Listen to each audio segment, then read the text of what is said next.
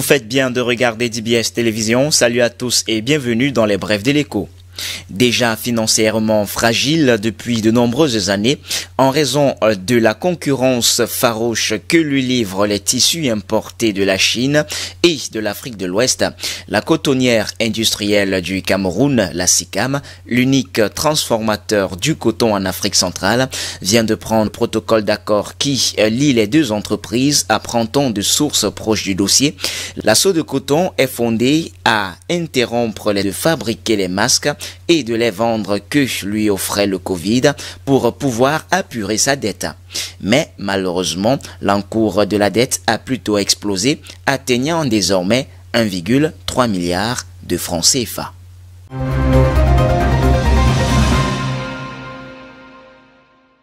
À compter du 1er février 2021, les modifications du Bureau électronique de suivi des cargaisons, en abrégé BESC, sont proscrites de manière générale. L'information est contenue dans une note que vient de signer le directeur général du Conseil national des chargeurs du Cameroun, le CNCC, Auguste Mbappé Pinda.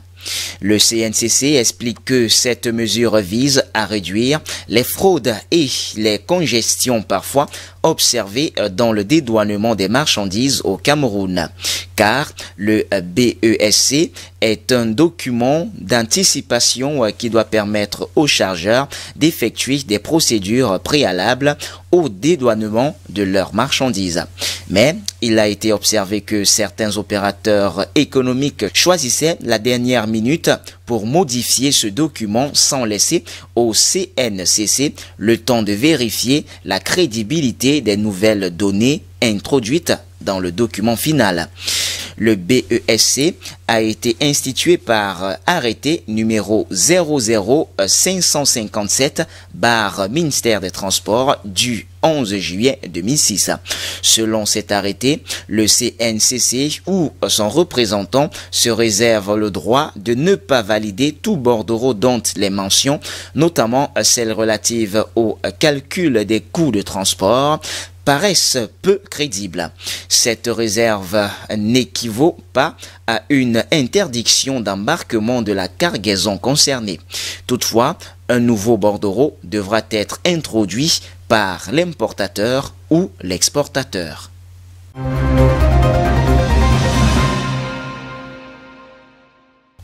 Et puis, d'après Investir au Cameroun, des sources autorisées à la Cameroon Water Utility, la CamWater, confirment le déblocage par l'État d'un montant de 10 milliards de francs CFA pour régler la situation sociale au sein de l'entreprise publique en charge de la production et la distribution de l'eau potable dans le pays. En effet, le secrétaire général de la primature Magloire Séraphin Fouda avait dû saisir le ministre des Finances, Louis-Paul Motazeux, le 18 novembre 2020. Avant cette saisine de la primature, 5 syndicats regroupés au sein de la synergie des syndicats des travailleurs opérant à la CamWater avaient écrit le 27 août au Premier ministre Joseph Dion Ngouté pour attirer son attention sur la menace des troubles sociaux qui pourraient survenir si rien n'était fait. Avec ce déblocage donc de 10 milliards de francs CFA, CamWater indique que le spectre d'un débrayage s'éloigne, car plusieurs employés issus de l'ex-camerounaise des eaux, la CDE, la société d'affermage dont les actifs ont été transférés à la CamWater et qui revendiquaient la suppression de leurs avantages financiers, pourront trouver satisfaction. Avec des employés apaisés, l'entreprise pourrait fournir la meilleure performance. D'autant plus que l'entreprise publique en charge de la fourniture de l'eau au Cameroun vise une desserte en eau potable de plus de 80% en zone urbaine et périurbaine à l'horizon 2035.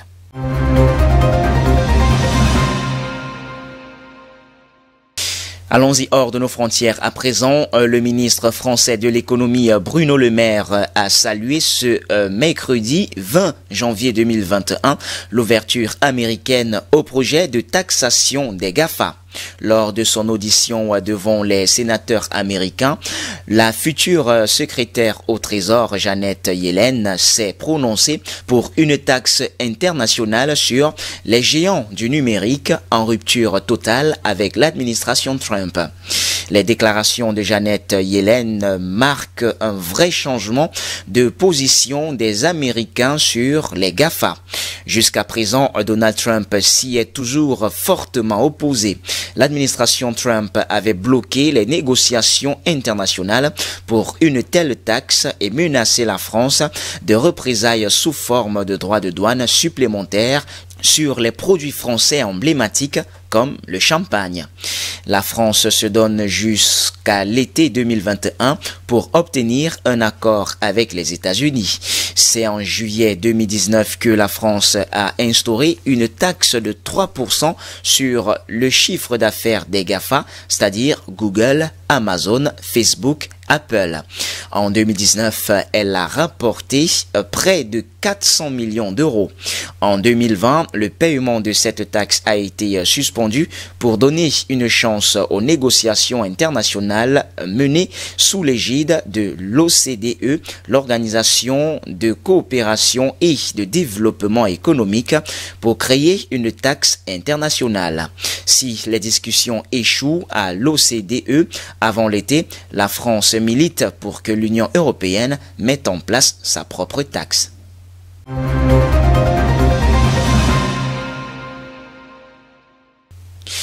Et puis un tour en bourse ce matin. Les principales bourses européennes sont en hausse ce jeudi dans le sillage de Wall Street et les marchés asiatiques après l'investiture de Joe Biden aux États-Unis et en attendant les annonces de la Banque centrale européenne, la BCE. À Paris, l'indice CAC 40 gagne 0,2% à 5 639,91 points vers 8h42 GMT. À Francfort, le DAX prend 0,4% et à Londres, le FTSE avance de 0,44%. L'indice Eurostoxx 50 de la zone euro est en hausse de 0,43%. Le FTSE Eurofirst 300 de 0,66% et le Stoxx 600 de 0,54%. Joe Biden a été investi ce mercredi 46e président des États-Unis. Après le mandat tumultueux de Donald Trump marqué par des divisions, l'arrivée du démocrate résolu à renforcer la réponse du gouvernement à l'épidémie du coronavirus laisse espérer une reprise durable de l'économie ainsi qu'une normalisation de la vie politique américaine. En Europe, la BCE devait laisser sa politique monétaire inchangée et les marchés attendent que Christine Lagarde, lors d'une conférence de presse, maintienne un ton accommodant compte tenu de l'évolution de la pandémie et du durcissement des restrictions dans plusieurs pays du bloc. Tout porte à croire donc que la BCE va se contenter de maintenir le cap et de rassurer sur l'évolution de la conjoncture dans les mois à venir. Il s'agira donc essentiellement d'un énième exercice de communication pour Christine Lagarde qui devrait être un succès. L'enjeu de cette réunion est en effet très faible, ont ainsi déclaré les économistes de Saxo Bank. Eh bien, c'est sur ce qu'on va mettre un terme au bref de l'écho de ce jour. Mesdames, Mesdemoiselles et Messieurs, merci de nous avoir suivis. Les informations se poursuivent sur notre antenne d'IBS Télévision. Restez donc des nôtres naturellement.